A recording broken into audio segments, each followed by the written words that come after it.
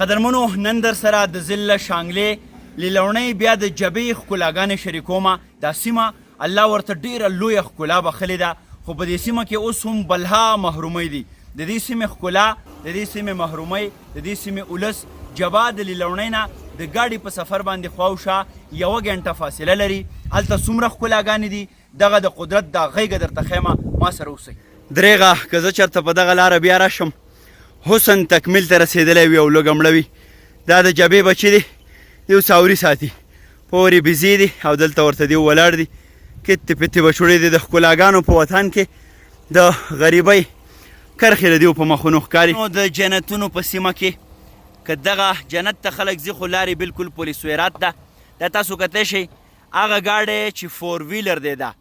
دا جز فیل شو، ډېر په بده ورځ باندې دی. شاته بوتکي بوتکي کورونه ښکاري. دا د دې خلکو د ژوند یوه پوره نقشه موږ ته مخې ته راولي. اوس موږ جبې ته رانږدې شوي وو، د ګاډي والا د استاد د وینا تر مخه دی په موشن کې رونښود، نو ځکه دلته د ده حوصله تته شوه، ماته شوه. یو ځل بیا دی هڅه کوي او ګورو چې خدای پاکي دا پیره راوخیږي. ګاډی راخوشی دی دلته چې د پوره انرژۍ سره، د پوره زور سره نه یې راختې، نو ډېره ګرانه ده. د خدای په لوی کرم به کېږي، په عقل ګرانه ده. زما او د جانان مینه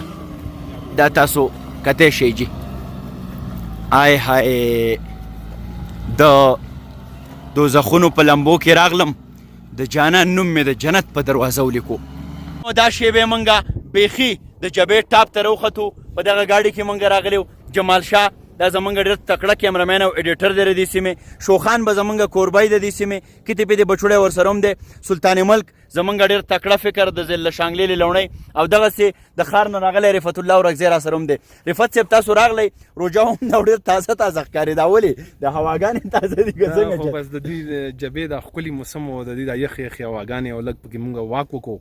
هغه چې دی بیا تازه کومږه. ډېر ښه. جمال شاه ته به څه ویل غواړې په دې موقع باندې؟ یو غټه شړۍ دی، هغه سره یخ ډېر دی. بس ډېر ښایسته موسم دی، روژه هم ده. روژې خو د باندې غمېدلې نه ده که نه؟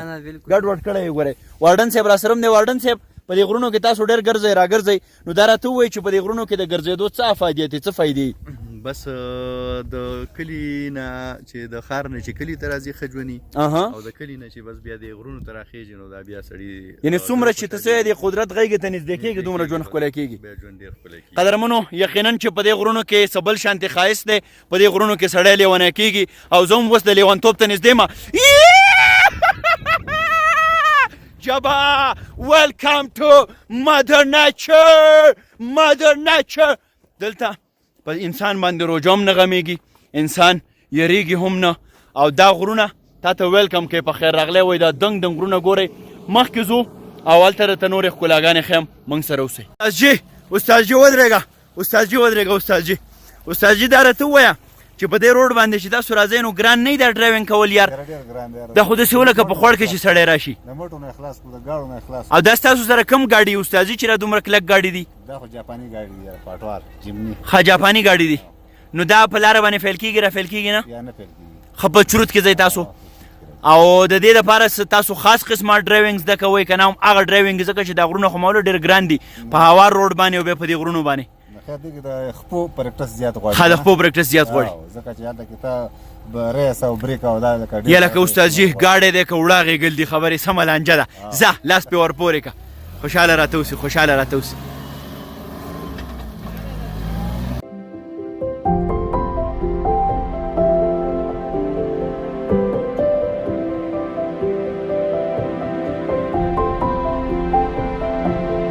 زیړ ګلونه او شین پسرلی که یو طرف ته دلته ښکلاګانې دي، الله تعالی دلته هر څه ورکړي دي، خو بل طرف ته د دې ځای انفراسټرکچر روډونه ډېر بېحله دي. یو ځایي وګړی دلته ولاړ دی. یا زما وروره تاسو خو د قدرت په غېږه کې اوسئ، خو دا روډ خو داسې و چې د سړي زړه وچوي. نو ته به څه ویل غواړې؟ یاره زه خو دا ویل غواړم چې دلته کله زموږ مریض او دا پېښ شي نو ډېر زیات تکلیف یې مونږ ته مونږ چې بازار ته وړو په ګاډي کې دا روډ ډېر خراب دی، نو هغه هسې لږ مریض یو چې د ګاډي ته یې مونږ وخېجو نو هغې کې ډېر مریض شي. کله چې الیکشن شروع شو نو دا خلک ملک راغی چې دا پی ټی آی والا کسان پکې ډېر راغله او د امیر مقام انجینر والا پکې راغله. مونږ خپله انجینر والا په اټی کې یم. چې دا روټونه مونږ دې ځای ته تاسو ته بلکل پخو او سکیمونه به کوو او هر څه به کوو بس الیکشن یې وشي بس بیا هېڅ هم نه و یاره الیکشن نه مخکې امیر مقام صاحب هم تکړی شوکت یوسفزی هم تکړی ډاکټر عباد هم تکړی ډاکټر پخپله ریسر ته راغی وی چې دا به زه تاسو له کوم او شوکت هم ووی کته جبې سر ته پکې راغی کته کاک سر ته پکې راغی چې روټونه دا اوسه پورې هېڅ هم په نظر نه راځي اوسه پورې هېڅ په نظر نه دي راغلی موږ چې یو کس لکه مریض یو ګاډي ته وخېږو نو هغه هسې لږ مریض یو چې د ګاډي کې کته هغه نور هم مریض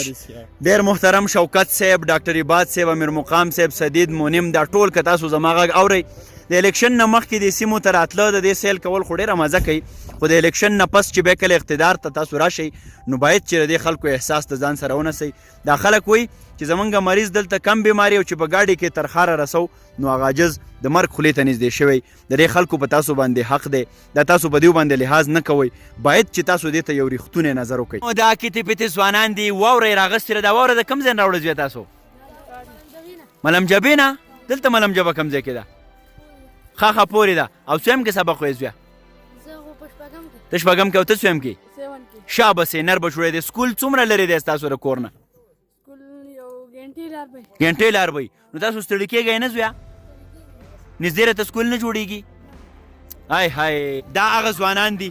چې دیو تعلیم کول غواړي سبق ویل غواړي خو د بده مرغه په یوه ګنټه فاصله باندې چې د دیو سکول نو سوچ کوئ دیو به څه تعلیم ته لاړ شي دیو به څه علم او زده کړه وکړي دا تپوس موږ د چا نه وکړو چې زما بچی د تعلیم نه د علم نه د مکتب نه د پوهنتون نه د پوهنځی نه محرومه پاتې شو نو زه سیاستمدار ذمهور وګڼم زه د دې ځای ملا ذمهور وګڼم زه د دې ځای خان ذمهور وګڼم زه د دې ځای ملک ذمهور وګڼم دا په تاسو باندې ده جبې په سر کې in short we will have a shooting over here Jamal Shah is going to prepare his camera and all this stuff موږ به دلته یو شوټینګ هم کوو د غر په دې غیږه کې جمال شاه خپلې کیمرې تیاری او موږ کوشش کوو چې دلته د یوې سندرې شوټینګ وکړو ډېر زر به هغه هم تر تاسو در رسو خو د دې ښکلاګانو نه تاسو اوسه پورې داسې خوند والی او بیا ډېر زر به اختر ته نږدې به بیا یو پروفیشنل دلته ریکارډینګ وي هغه به تاسو ته موږ هم در رسو قدرمنو اور چې بلیږي لوګې خیږي دا بېلوګي لمبې زما د زړه نه ځي نه اوس موږ د جبې په سر کې کوم چې په ډېر زیات هایټ باندې دی د سطح سمندر نه اور موږ بل کو د دې نه به تاسو اندازه لګولی شئ چې دلته څومره یخ دی میا صاحب زمونږ ډېر تکړه ملګری څوک چې په دې غرونو باندې هم ډېر ګرځي او په داسې ساخړو تاخړو کې ډېر ماهره دی میا صاحب دا راته ووایي چې اوس دې څه شروع کړي دي او د دې نه پس به کومه مرحله راځي یاران دوستان هم ګیر چاپېره ناست دي خپله رای را سره شریکه کړه اوس خو داسې کار دی چې موږ ډېر زیات په هایټ باندې یو او یخ دی موږ یو ټیم کې را پټ شوي د بارانه نه اور مې بل کوم چې دا ملګري ورته تاوده شي یعنی په مای کې تا اور بل کړی دی بالکل په مای کې مې اور بل کړی دی اوس د دې نه بعد به موږ د روژه تنظیم دا ځای کوو د دې اور په غاړه باندې به ناستو او روژه ماتې به کوو یاد دې وي چې د دې غرونو ډېر ساده او ډېر ښایسته خوراک دی ټول ارګینیک خوراک دی ټول ارګینیک خوراک دی دلته سابه شوملې ماسته وړي دا چیزونه چې دي نو دا ډېر وافر میلاویږي دا خلک ډېر په شوق باندې خوري نو د دې یو دا چې امیونټي مضبوطه شي ډېر ښه او بل دا چې دا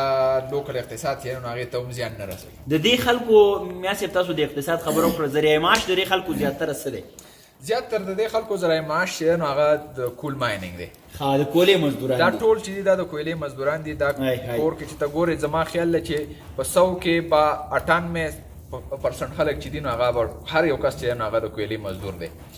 چې بیا پکې څوک خدا نه خواسته معذوره دی یا ضعیفه دی نو هغه نه دی تللی کویلې له او چې څوک جوړ دی چې څونډې نه شوی دی نو هغه کویلې بالکل هغه کویلې له تللی دی او د دې ځای زیاتر تاسو په دې میډیا باندې نه زیاتر څوک جوبل راوړي څوک مړه راوړي ځکه چې هلته څه سیفټي معیار نشته دی او دلته خلک مجبوره دي ته په دې کې یو بل وضاحت کول غواړم خلک وایي چې دا خلک ولې د کویلې مزدوري کوي د هغې بنیادي وجه دا ده چې دا په غره کې دیو پاتې کېږي دیو چې دلته د بیمارۍ مسله راشي دیو د دې ځای نه چې سوات ته په زموږ په شانګله کې هغه شانتې چې لاړ شي هډ کوارټر ته هغې ووایي چې نه دا سوات ته وبوځئ دې چې یو ټرپ باندې لاړ شي د بیمارۍ 15-10 روپۍ د دیو نه ولګي دا چې دا دیو باندې قرضه راوړي دغه شانتې د کور خرچه روانوي دغه شانتې د ماشومانو د نور لکه ریګولر کم میډیسن او د دې خرچه روانوي دا بیا دیو نشي کولی چې دیو چېرته داسې په مزدورۍ کې دا کنټرول کړي د دیو مجبوره شي چې بیا دغه د کویلې یعنې د کولې مزدوري د دیو مجبوري ده مجبوري ده صحیح ده قدرمنو د تاج محل مزدور به تل ژوندی وي جهان برورو شاه جهان هیروي دا هغه مزدوران دي چې د شانګلې پر دنګ غر کې هم دیو یو کوشش کړی دی میلمه هم پالي دلته خلکو له مینه هم ورکوي خو د دې خلکو پوره زری معاش چې دی هغه د کولې په تورو درنګونو کې دی دا خلک په لوی مقدار باندې مري هم بیا د دیو دپاره د دیو چې کم ساز دی یا د دیو کم پیسې دی د هغوی هم ډېرې لویې مسلې وخت تر وخته به دا مسلې درته هم ښیم او د شانګلې ښکلا درته هم ښیم د جبې په سر کې د دروند باران نه پس اوس دا د موسم بیا صفا شو او ما هم یوه شړۍ چې کوم ده نو ځان نه راتاو کړې ده تاسو کتی شئ د دې ځای موسم چې صفا شي نو بیا د دې خوندونه یو په سل شي ځایي خلکو سره خبرې کوو یا لکه په خیر ته کوم پروګرام اوري ها ښه ډیوې ماښامه پروګرام اوري نو هغې کې را سره بل څوک بس سره دغه کنه نوم نه راشد خان ښه او ته د کولې مزدوري په خپله دا څه ویه لکه مړ دلته راټول ځوانان د کولې مزدوران دي دا څه وجه ده مجبوري ده یاره غریبي ده د وطن د سر دستاره وشانګ لپاره ښایستونه دې ستایمه قدرمنو د قدرت په ډکه پکه ښایسته سیمه شانګله کې ولاړ یم زه چې دا ماشومان ینمه زما زړه راونړېږي د دیو مستقبل بیا د کولې د مزدورۍ دی ځکه چې دا مشران دلته د دې ګواهان دي چې دا ټول د کولې په کانونو کې بوخت دي موږ په شانګله کې که مړي لیدلي دي هغه موږ د سکرو سوي مړي لیدلي دي د دیو اواز مې هم تر تاسو در ورسو رفت الله اورکزی صاحب سینیر جرنلیسټ هغه هم تر شانګلې راغلی دی د غرونو کې را سره ولاړ دی رفت صاحب په لنډو ټکو کې راته ووایې څنګه داسې امکانات موږ را جوړولی شو چې د شانګلې خلک د کولې مزدوري هم کوي خو یو چې د دې اجرت یا ریوارډ دیو ته صحیح میلاویږي دویم د دیو حفاظتي تدبیر په صحیح ډول باندې وشي څه کیدی شي څه امکانات موږ را جوړولی شو ګوره یو خو داسې دی که نه سوات او شانګله دا دوړه چې دي دا زموږ د پښتونخوا ښایسته او حسین علاقې دي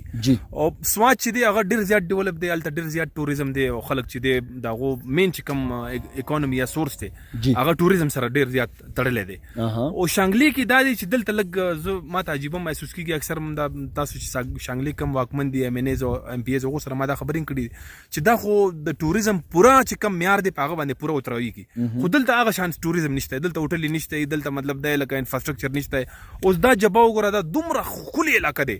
چې دا د مۍ میاشتو ګوره او موږ دلته چې اوس اور لګولی و یعنې موږ یخني کې دا دومره ښایسته او ښکلی موسم او بیا څلور طرفه ګیر چپېره چې موږ ګورو ټول چې دی په غرونو باندې واوره پرته دی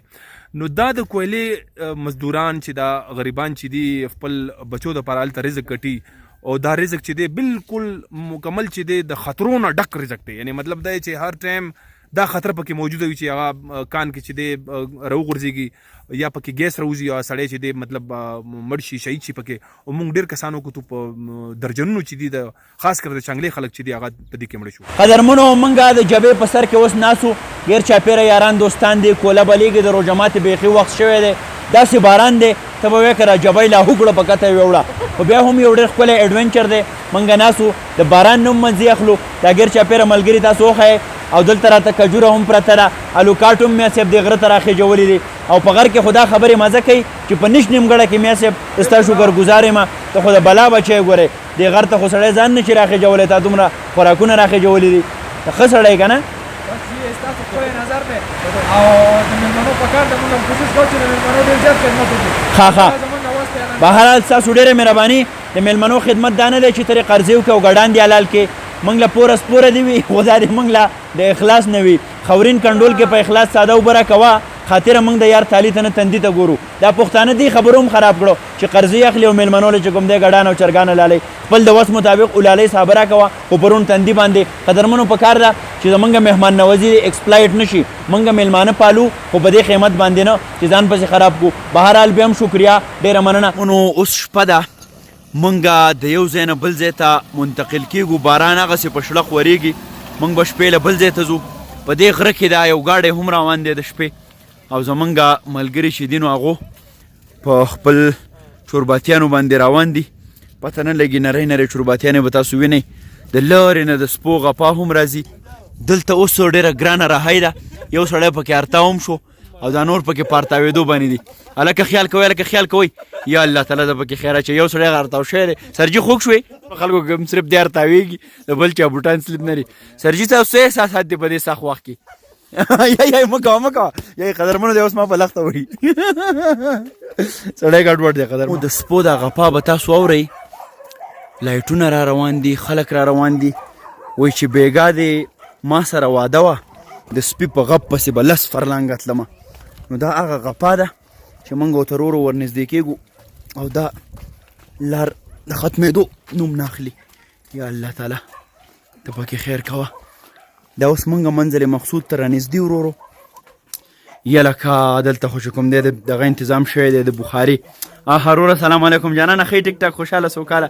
دلته اوس هم په مای کې بخاره لګېدلې ده. دا یو سیستم وي دلته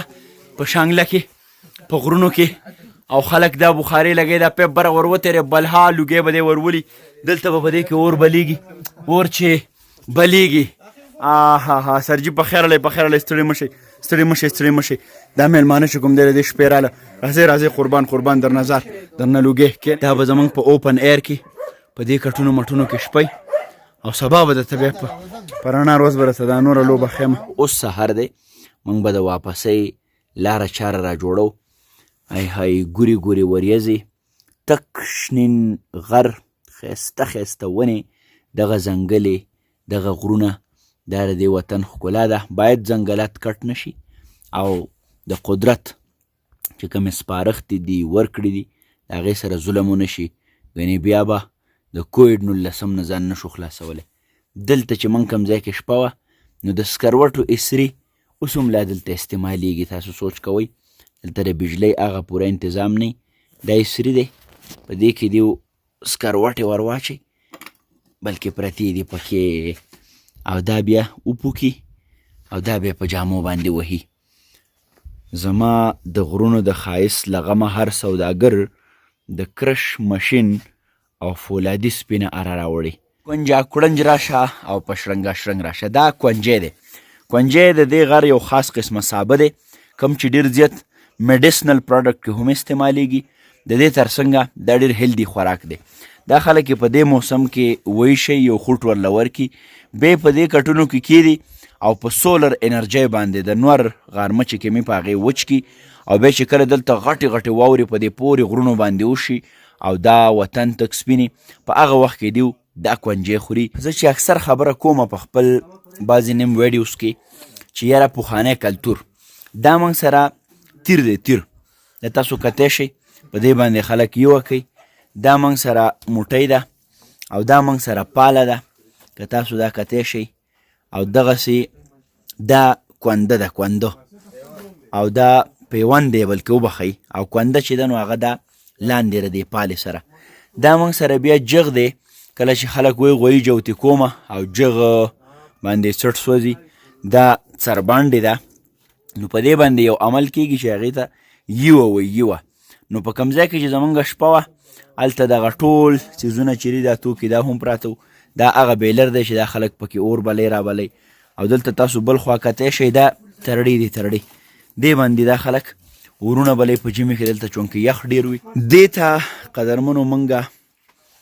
پرچنګۍ ویو او خلک ورته اندرپایي وایي لیډر. داسې چې په پورته ځئ دا طرز تعمیر تاسو کته شئ دا ټول د لرګو نه جوړ دی. دې کې را برګې چې دي که نه چولې برګې لګولی شوي دي، بره پکې یو زانګو پرته ده. الله شالې للوشه څومره خوږ اواز د مور دی ټیټینګ. زه په دې پارچنګۍ باندې ورخېږم که دا پارچنګۍ را باندې ارته ونه شي ګورئ. نو دا تاسو کتی شئ په دې چت کې بره نور مواد هم پراته دي خو زه یارېږم او راکوزېږم هسې نه چې چېرته ورغړم. او د کدو بوټی پې خور دی، دا کدو دی، دا کدو دی. نو که دلته دا ځای هم ګډوډ دی. دې کدو کې زړې دا دیو خوندې کړي او بیا په هغه بګلو کې دا دیو کری را کری. نو دا کدو چې دی دا بیا نور بچي د دغه زړو نه کېږي او دا هم دا خلک خوري بیا د ژمي په موسمونو کې. او قدرمنو اوس زمونږ واپسي سفر ته مونږ دوام ورکو. مونږ به داسې ورو ورو روانو او دغه ښکلاګانو کې به هم مونږ تېرېږو.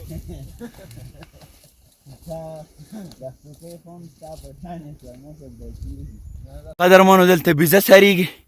دې بیزې ته لاندې یو ټوکی اچولی شوی دی او په دې بنیاد باندې چې دا بچي بیا روي روي نو دې ته یې دا ټوکی ځکه اچولی دی چې دا بچي ونه روي او ماښام له هغو چا یو لسه بندوبست وکړي د دې د پیونه د غره په سر مې د یار کور دی ما مې ړندو ګوتو ته واچول تارونه او د غره په سر کچه کوټه ده او باران وریږي د چا د یاد را سره شپه ده او باران وریږي دلته ټیمان ځکه ډېر استعمالیږي چې ګلی کېږي واوره کېږي نو د هغې نه د ځان خلاصي ښه لاره چې ده نو هغه دغه ټیمان دي دا ځوان را روان دی های های وایي چې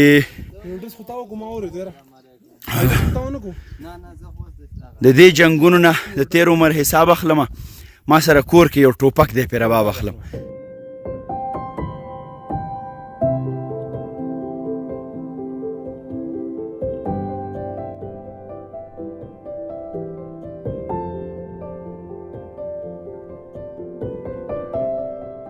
اوس به منګه واپسي کوو تقریبا د واپسۍ په لار باندې دا هغه ښایستونه د شانګلې چې تر تاسو مې در ورسول دغه پوینټ چې دی یو ځل بیا زه وایم دا شانګله کې راځي ډسټرکټ شانګله کومه چې نیکسټ ټو سوات ده بیا د هغې نه دی خوا لیلوڼۍ د لیلوڼۍ نه چوت دا جبه ده بیا جبه زه به د حکومتي وخت نه او په تیره زمونږ د شانګلې چې کوم د پی کې 23 ام پی ای دی شوکت یوسفزی صاحب اوس هغه نن سبا منسټر هم دی زما به دا کلکه غوښتنه وي چې هغه د ټوریزم هغه د نور چې زمونږ سی ام صاحب دی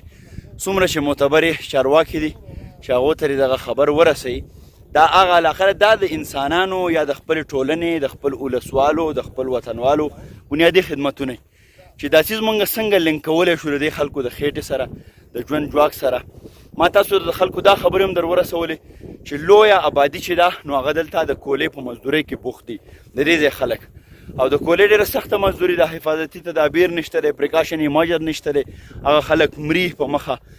نو زما به یو ځل بیا غوښتنه وي